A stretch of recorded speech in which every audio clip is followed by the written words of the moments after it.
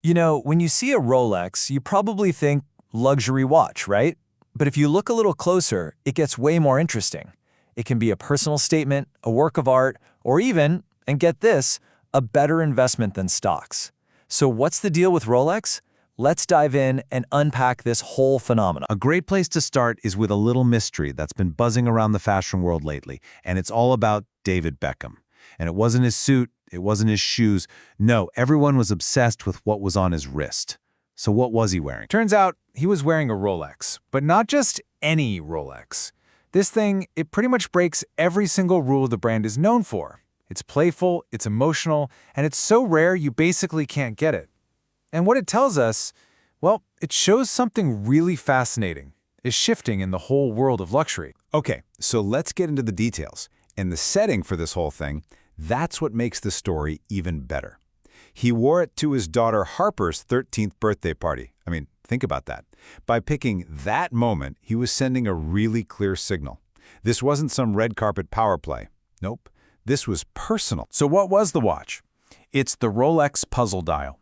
And when I say rare, I mean it's so exclusive that Rolex only offers it by invitation to their absolute top clients.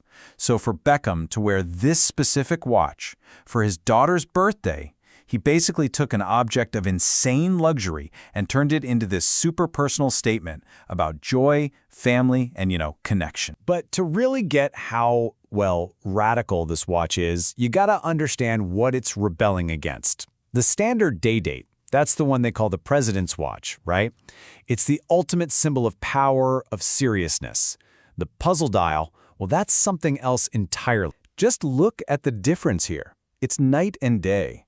So instead of the day of the week, Monday, Tuesday, whatever, the window shows these inspirational words like love, peace, or hope.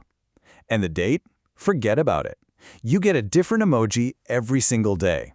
A little heart, a peace sign, maybe a lucky clover. It's a total 180-degree turn from I have status to I feel joy. And this quote right here, it just nails the entire idea behind this watch. I mean, think about it. This is Rolex we're talking about, a brand built on insane mechanical precision. And they're basically saying, hey, maybe the most important moments aren't measured in minutes and seconds, but in feelings. That's a huge, fascinating statement from them. All right, so this idea of a watch that's super personal but also perfectly made, it's a powerful one. But let's be real, a puzzle dial Rolex is pretty much impossible to get your hands on. So what if you want that same mix of amazing quality, history, and style?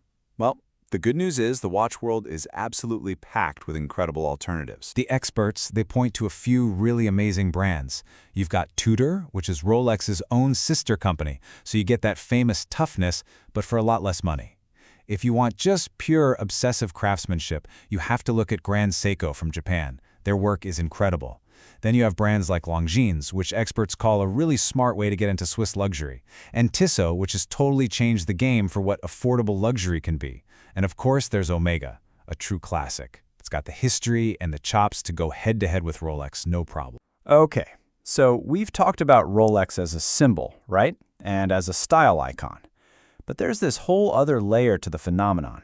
And honestly, it might be the most powerful one of all. We're talking about the watch as a serious financial asset. Paul Altieri, who's the CEO of Bob's Watches, he just frames it perfectly. He says a luxury watch isn't just a number on a spreadsheet. It's a real, tangible asset, something you can actually wear and enjoy and pass down for generations.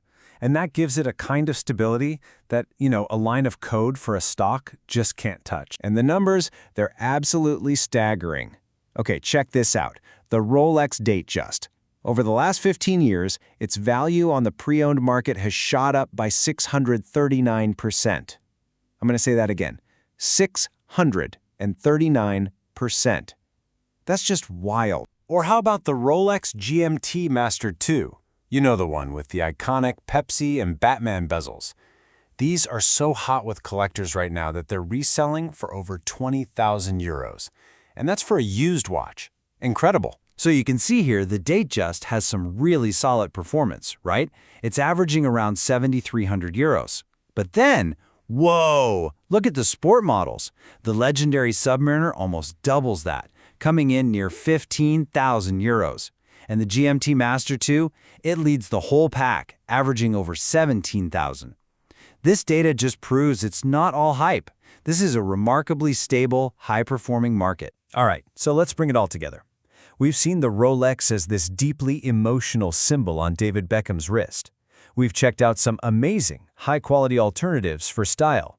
And we've looked at the cold, hard data that shows these watches are serious financial assets. And that kind of brings us to one final question for you. The next time you see a nice watch on someone's wrist, what are you going to see? Just a tool that tells time, an expression of their style, or a tangible asset in a modern investment portfolio? You know, the answer probably says less about the watch itself and a whole lot more about what you truly value.